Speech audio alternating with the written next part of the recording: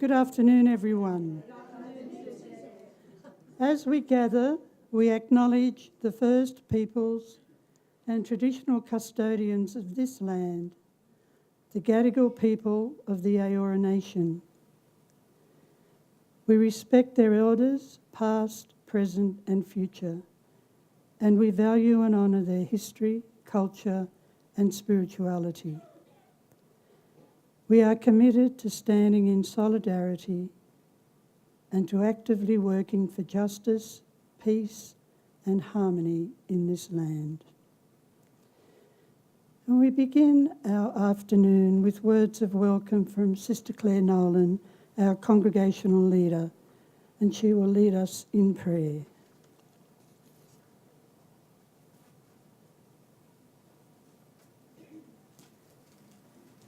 Thank you, Suzette, and good afternoon to each and every one.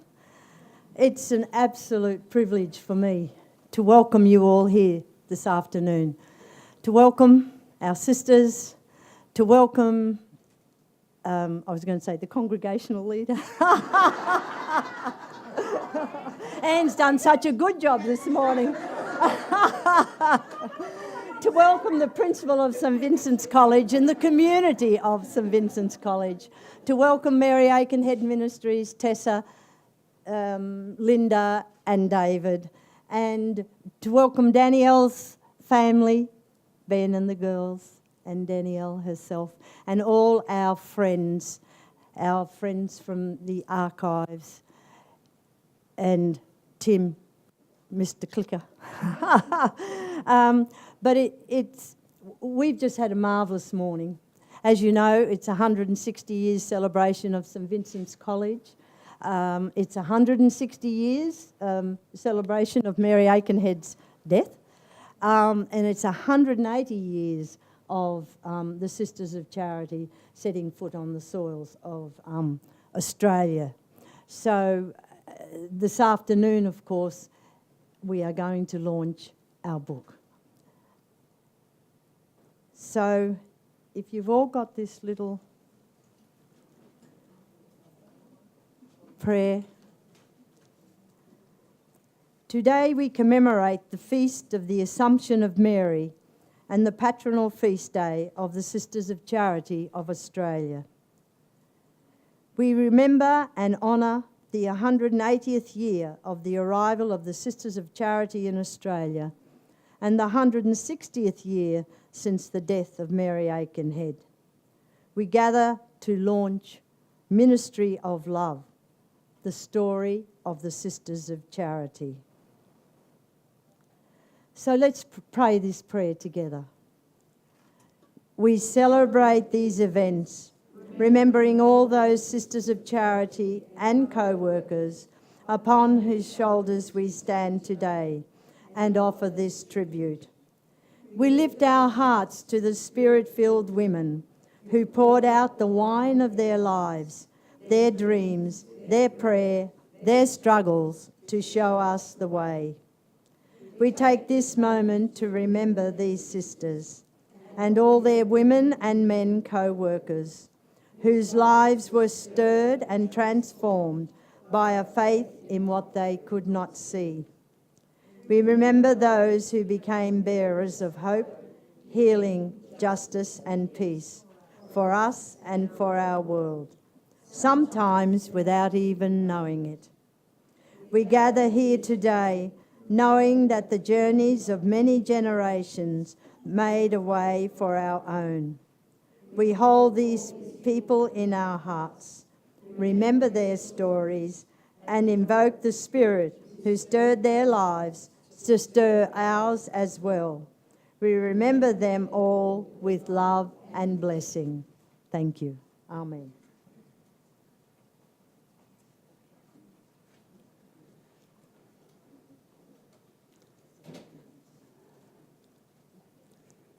Sister Moira O'Sullivan has a wonderful passion for and an amazing knowledge and understanding of our story. She will have forgotten more than I've ever known or will read.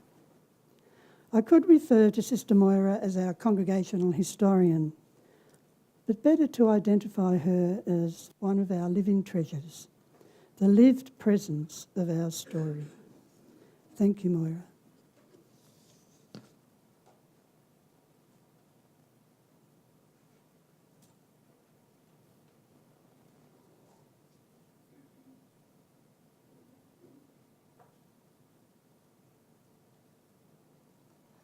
Afternoon, Sisters of Charity and friends. Sister Suzette has just given me another attack of false identity syndrome. And a memory that came to me, tomorrow I'll be going to a funeral of Father George Connolly. And if she was alive at this day, the sister who helped establish the upper classes in the primary school at St Vincent's, about 1870 or so, Sister Alphonsus Hayden, if she was alive today, she'd be his aunt. And he spent a great deal of time researching his family history, and there was one time I sent him some notes I'd done on Sister Alphonsus, and he sent them back to me, but the notes were so altered that I couldn't publish it because I thought it was more his work than mine. But when I said something to him, he said, "Oh no, that's all yours." So it's still unpublished. We're here this afternoon to thank Miss Achikian. Her story, the Ministry of Love, of 180 years of Sisters of Charity activities in this great country. At the same time, let's remind ourselves that the chief work of a Sister of Charity is to be a message about God to the world about us and to try to bring those around us in touch with God. St. Paul told us we're to be a letter from God.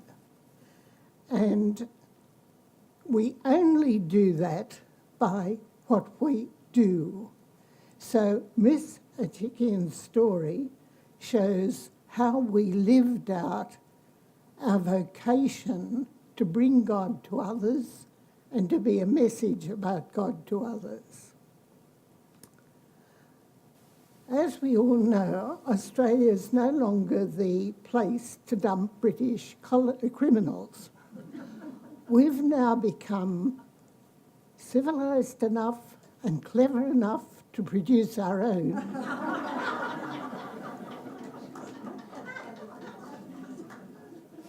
From these strange beginnings, we have become a nation of 15 million people. When I began school here, it was 7 million. With people of different origins and cultures, all equal under God. We know what changes have been needed to our housing and infrastructure and everything else. Education and healthcare have played a large part in building such structures, such advances into one society. I forgot I didn't have my glasses on.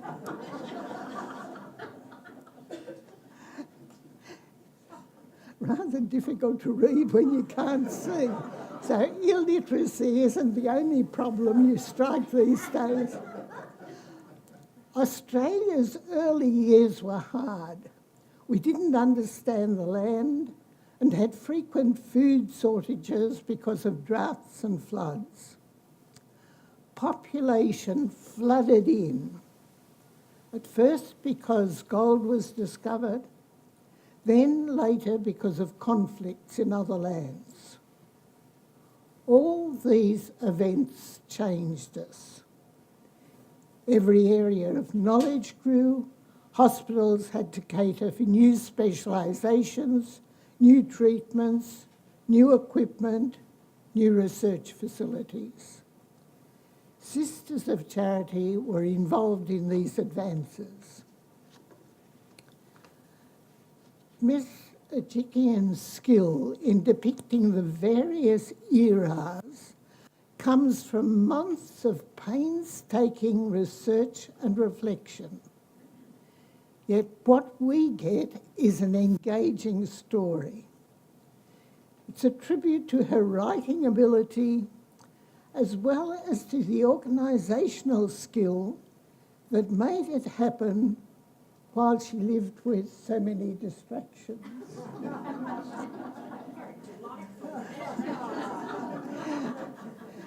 Many writers insist on solitude and silence for writing. What gives me most joy in Miss Ajikian's book is her constant reference to the motivation given by our congregational motto. A reminder that all our works are because of God's love and because of our love for Christ. Jesus told his disciples that they would do greater works than his. Remember that when you hear someone lament the absence of sisters from schools or hospitals. Successful management is having people able to replace you.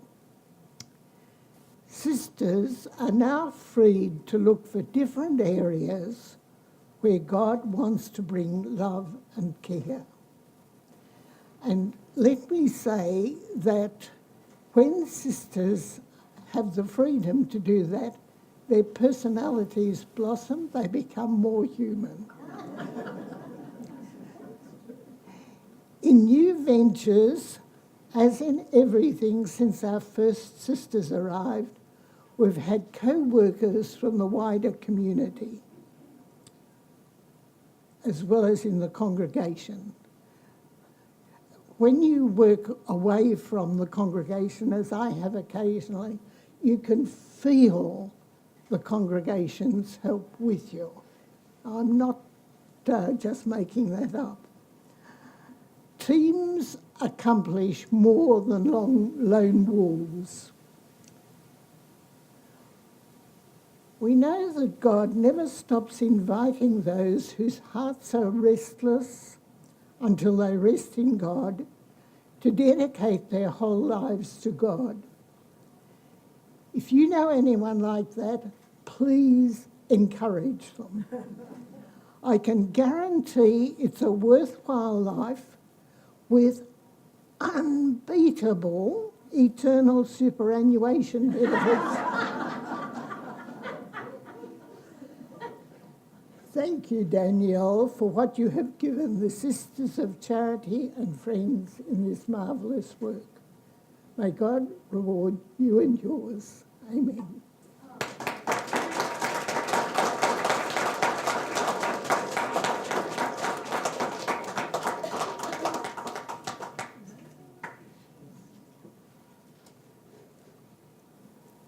Thank you, Moira.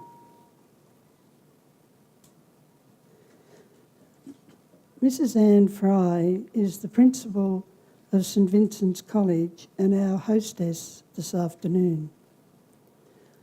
This year, St Vincent's celebrates 160 years since it commenced. Amazing women have led St Vincent's College through more than 1.5 centuries to this very special and sacred space that we have come to today. Anne embraces the tradition and the heritage of those years while creatively expressing the spirit of St Vincent's in today's world. Thank you, Anne.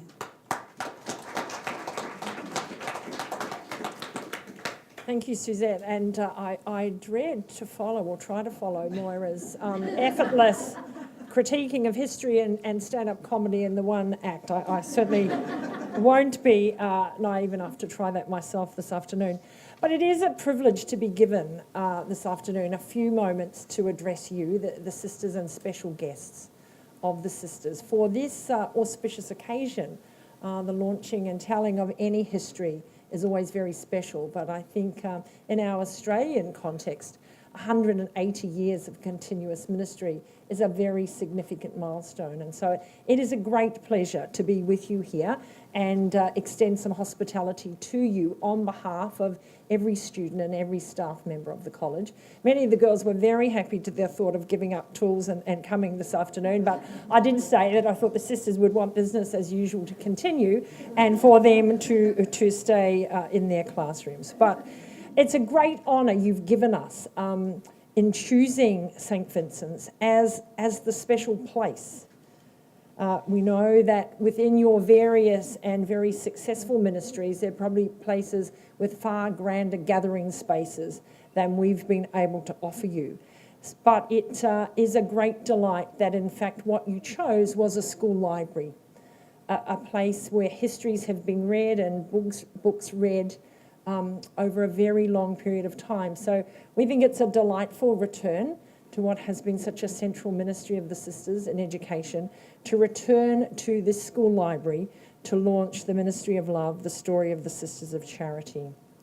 While you are celebrating your 180th anniversary, we are celebrating that for 160 of those 180 years, St Vincent's College has been a community where your Ministry of Love has been expressed through the provision of a holistic Catholic education. Initially a co-educational primary school, but more recognised as a day and boarding school for girls, St Vincent's College has flourished through different times, but with the same spirit, from 1858. When the school first started to operate in 1858, Abraham Lincoln was the President of America. I wish he still was. Queen Victoria sat on the English throne. New South Wales was still a penal colony. Charles Darwin hadn't published his theory of evolution yet. Alexander Graham Bell had not made his first telephone ring, and the Edison light bulb had yet to shine light into the darkness. Women around the world could not vote or stand for parliament. Inheritance laws were severely weighted in favour of men, and women's participation in the formal workforce was extremely limited. It was into this world that came the formidable talents of the Sisters of Charity, Sisters William, Carl, de Lacy, Cater and O'Brien. With the generosity of spirit of the Irish Sisters of Charity behind them, these 5 sisters started an educational enterprise that has continued to respond to the signs of the times. And what different times indeed they've been. I want to use the metaphor of windows to describe some of those changes. Firstly, because the windows in this particular building provide such a stunning view. By day or night, to gaze from these windows forever takes me to sublime places. And secondly, because we're in a library launching a book, a history book. Good authors like Danielle Ichkeman allow us to look through the windows of the past and again enjoy the views of a different kind of people and their times. From this vantage point high on the rock wall of Sydney, the early sisters would have looked over Woolloomooloo Cove and it would have been full of sailing ships. They would have seen the fringe of rural activities and the beginnings of early settlement. We now look from that same vantage point across a bustling harbour towards a city skyline unimaginable by those who first settled here.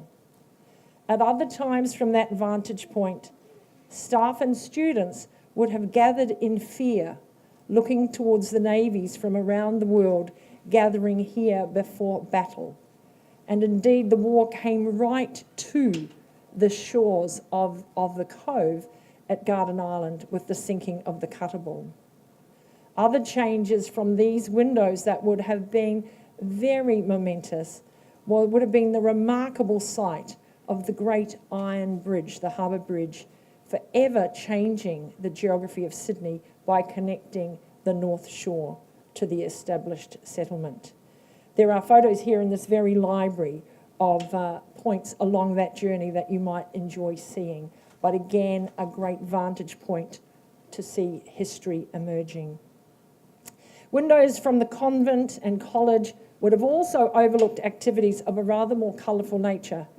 Many a tale has been told of gangsters, bootleggers, brothel owners, sorry to the children, drug dealers, sharing the streets and lanes around the college. Now we have a much more sanitised view from the window of respectable domestic and commercial establishments. I'm not so naive, though, as to suggest that all that looks benign is benign, as crime, like everything else, has just moved to the virtual world. Windows overlooking Tusculum Lane would have seen the hospitality and compassion of the sisters as they cared for the desperate poor during the height of the Depression. Students would have seen through the windows the respect shown and the care provided to those who came to the convent for food and conversation. Windows from the boarding school must have been looked out longingly in the 1960s by the girls who were almost within touching range of the Beatles as they stayed at the hotel on the corner of Rockwall and Maclean. They would have also been used fairly forlornly for that long last goodbye to parents, or with anticipation of parents or visitors. One of the great and very great and good changes that we have witnessed has been the almost universal provision of quality education across the state of New South Wales now. But at different times in the school's history, it would have been necessary for families who so valued a Catholic education to send their daughter away to board, often at the very tender age of 5 or 6 years. Windows looking in and out of the school would have given visibility as the first electric lights appeared. Cars replaced buggies, buses replaced trams. Those looking in our windows now would see that chalkboards have been replaced with an ever increasingly sophisticated range of mobile devices that connect us to the world and the Google Classroom. These changes have been profound, but the spirit of Vinnie's has remained the same. The girls call the spirit Vinnie's spirit, that infectious, joyful spirit that touches anyone who spends time here. I know, and the girls will come to know, it's the work of the Holy Spirit. It sustains the community and is nourished by the ministry of love commenced by the sisters and now under the stewardship of Mary Aikenhead Ministries. I know how indebted I am personally and professionally to the tireless work of the early sisters and all the sisters who have given their time and talent to the students of this college since 1858. Today we treasure your story, so well captured in the oral and written histories of your congregation. Your history book launch today will be a treasure chest for us to explore during Book Week next week, which quite synthetically has as its theme, Find Your Treasure. I stand here today on behalf of the community to say, you sisters are our treasure. It's your story and your friendship and your witness that gives us great wealth. Thank you and congratulations.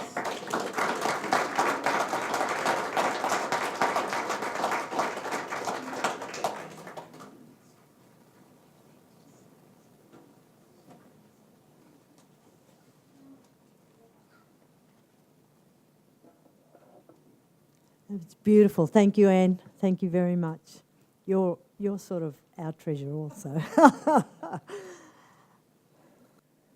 Well, it is my pleasure to be here today for the launching of our new book, Ministry of Love, The Story of the Sisters of Charity. We pay tribute to its author, Danielle Achikian, Sister Suzette Clark, who was the chair of the committee, Sister Genevieve Walsh and Moira O'Sullivan, and Miss Jennifer Forrest, but I believe Jennifer's not with us today, who supported Danielle. The CLNC, myself, Suzette, Kate and Margaret, feel so proud and yet humbled to be the ones to launch this book today. As Providence would have it, this is the 180th year of the sisters' arrival in Australia, and this book ensures our story continues. The last photograph in Margaret Donovan's book, Apostolate of Love, is of tiny Sister Kathleen Doohan looking heavenwards and being overshadowed by the huge, I think it's Aikenhead building of St Vincent's Hospital. So do people remember it? The inscription below this striking photograph says, Caritas Christi urget nos, looking to the future. Who would have known that future as we have it today? Apostolate of Love has been a constant companion to the congregation and to many of us individually. The worn pages and the markings within those pages bear witness to its use. I was one who reached for Apostolate of Love when preparing for special events, when preparing for incorporation and formation of board members. It was Apostolate of Love we used to tell the story. Then we journeyed. Then, as we journeyed on, Annette may not remember this, I shared with Sister Annette Cunliffe the need for a follow-up book to Apostolate of Love to continue our story into this new millennium. And guess what Annette said? She said, Claire, I have a great desire to do that when I finish my first term as congregational leader. But alas, she had no time. Then in 2013, we celebrated 175 years in Australia. As a member of the committee on the 175 years, I approached our historian, Sister Moira O'Sullivan, and had a yarn around, is this the time to continue our story beyond Apostolate of Love? Moira, in her wisdom, felt a coffee table book would fit at this time. So the leadership team commissioned Moira to take on this project, which would memorialise the 175 years celebration of the arrival of the Sisters of Charity to Australian shores and serving Australia, impelled always by the love of Christ. This memorialisation was achieved by a collection of the sisters' stories about their current ministries of love, including the expansion of our charism and mission through Mary Aikenhead Ministries. Its title, Sisters of Charity of Australia, 175 years serving in Australia, impelled by Christ's love. Then came from the sisters around chapter time, I think, 2014, what about a book now? So Suzette took up the challenge to carry this forward and contacted Danielle to talk about starting work on a new book. Both Suzette and Danielle had worked on projects before. So the writing journey began. Danielle spoke to many sisters about it and did a lot of reading and reflecting on the sisters and their ministries. For Danielle, the challenges now were covering the story in 30,000 words and what to leave in and what to take out. The layout of the book has been carefully thought through. Each chapter begins with a relevant quote from Mary Aikenhead and ends with a quote, from a sister today.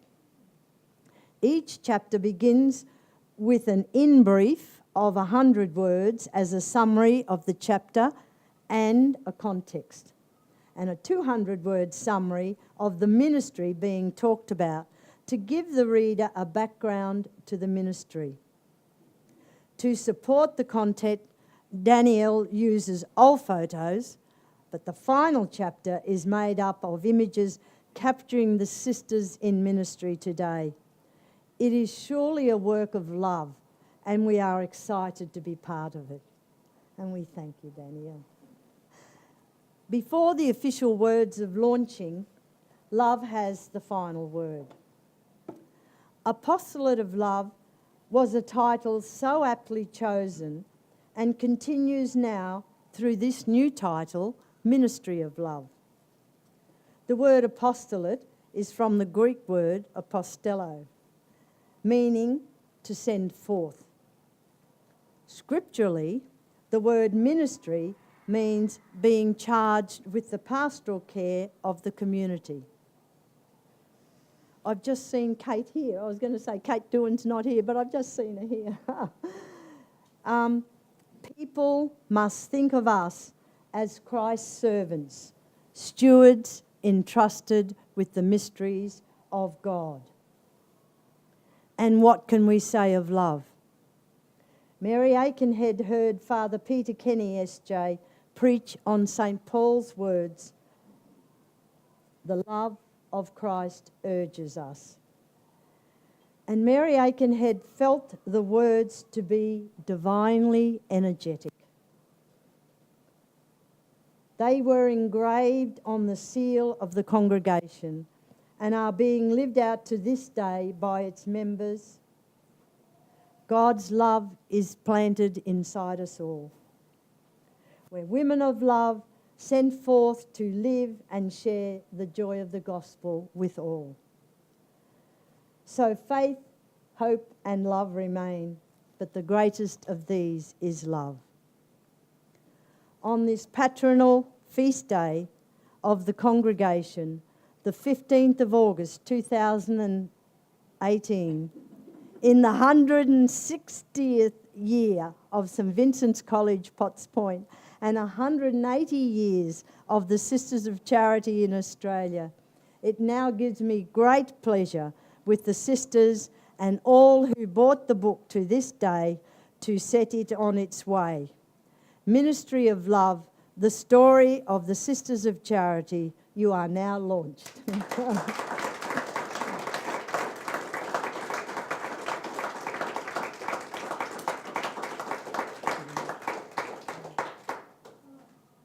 Now, Danielle, we'd love to invite you to tell us your story about your journey in writing this magnificent book.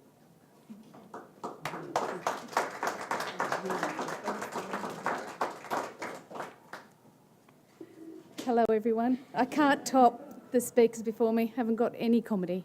I'm sorry. Thank you for the opportunity to say a few words. I have spent a lot of time thinking about what to say. What can I add now that will enhance your experience of this book? There's a lot in there, but I guess I imagine most of you would know that condensing 180 years and over 1,200,000 lives into 30,000 words would be a challenge. I cheated a little. Images don't make up a word count. So we have a lot of images. So we've stuck to the 30,000 words, but probably exceeded images by about 500%. So I was always deeply conscious that not every sister could be named, and this is probably what concerned me the most. I think the committee could probably testify. I was always worried that a sister would read it and think, well, I'm not in there.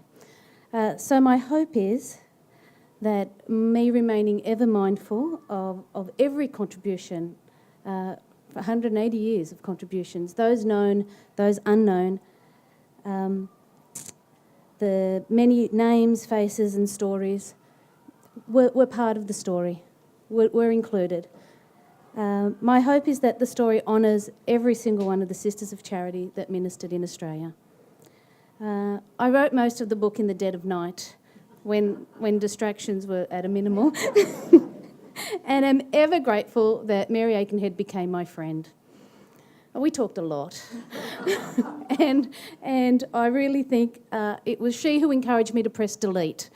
After pages of writing, to look and think, that can't stay.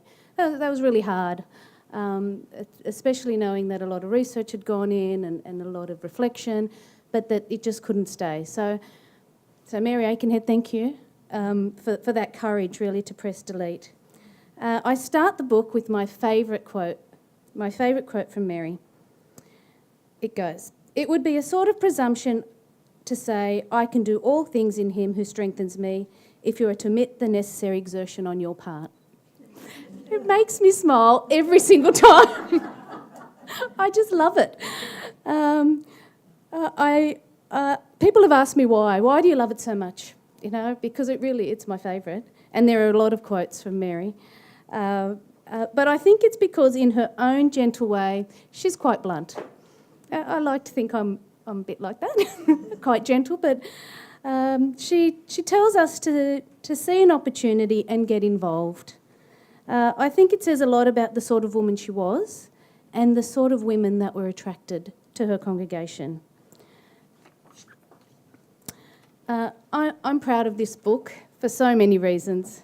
And although my name appears on the cover, which I'm a bit uncomfortable with, the book was only possible because so many contributed. Those who have documented and written before me, and there is a lot written before me, those I was able to communicate with, and those who reviewed the text. It certainly wouldn't be here if all those people had not been involved. I hope I worked in the same collaborative spirit as Mary Aikenhead and her sisters. I'd especially like to thank Claire and Suzette for taking a chance and trusting it would all come to here. That was a really big step, a real faith in divine providence. I'd also like to thank the committee, Jenny, Moira and Jennifer, who aren't here, and Suzette. They just telling me, we'll get there, really helped. And all the different ways they contributed. I do mention it in the book too. So, what I love most about this book, and Claire touched on it, is that I think it can be accessed on many different levels. Through the narrative, which is excellent, but also through the images, the timelines, the quotes, and the highlights. So in 30,000 words, I guess we've really tried to squeeze a lot in. It's a complex story full of all sorts of personalities, and I hope these elements do justice to that in some way. On a personal level, what I most want to communicate in this story is that it was and is women who lead to meet the needs of those who are marginalised and forgotten. It was and is women who are creative and resourceful in their approach, women who sought and seek opportunities to make things happen. It was 5 women who got on the Francis Spate without a clue what lay before them, and a congregation of women who discerned how they could best enter this millennium. It's only fitting that we launched the book on the Feast of the Assumption. If she hadn't said yes, who knows where we'd be. I'm the mother of 3 daughters, and the role that you women have played, I cannot underestimate how important that and how significant that is to me.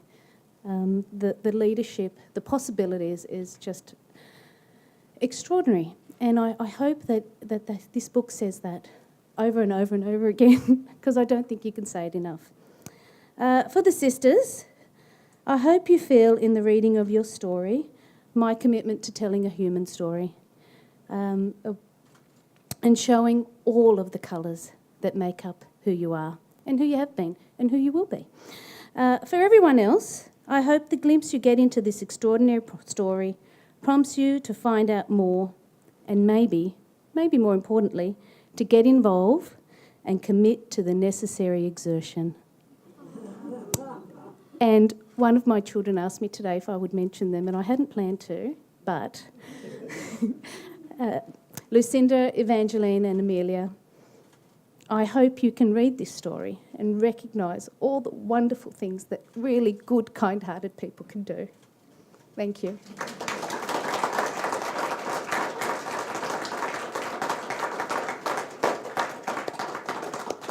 Thank you, Danielle.